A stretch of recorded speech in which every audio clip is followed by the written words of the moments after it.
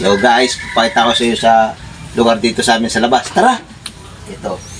Ito nga pala yung lugar namin dito. Ayan o. May upuan dito, may tubig.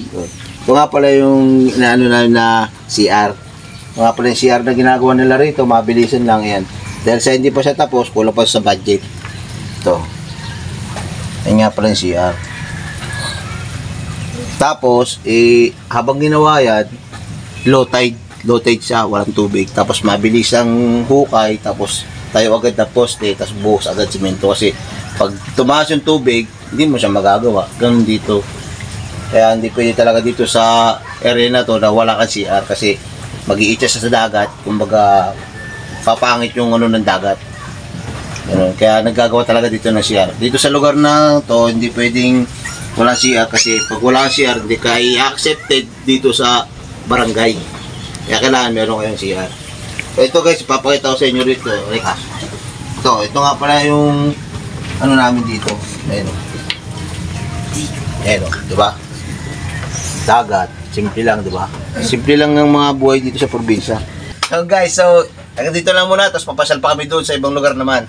Yan nga po pala na yan isa po talaga yan na resort dito sa may Surigao. Yan may mga kubo niyan. Yan po yung mga cottage. Pero dahil sa gusto mo ng low budget, pwede ka naman maligo sa gilid-gilid. Wala naman bayad. At talaga pwede ka pang mangisda dyan. Napakaraming isda dito sa Surigao.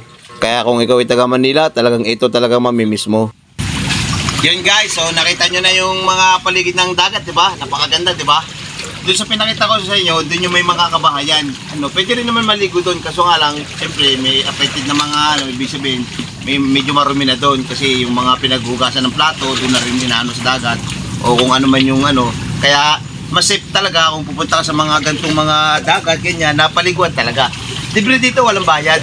So tara, papakita ko sa inyo, talagang napaka-enjoy talaga. Mga taga Maynila, talagang ito ang mamimiss talaga sa pag-umuwi ka ng probinsya.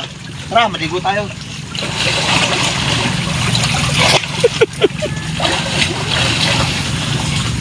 Napakasarap talaga ng dagat guys. Talagang nakakaano sa balat. Talagang maalat talaga sobrang dagat talaga. Talagang nakaka-excite dahil taga Maynila tayo. So follow nyo ako guys sa Facebook page. Follow nyo ako guys sa Kuya Dudes TV saka sa Kuya Dudes TV vlog sa YouTube ko. Welcome to my vlog YouTube channel yun. Salamat. God bless.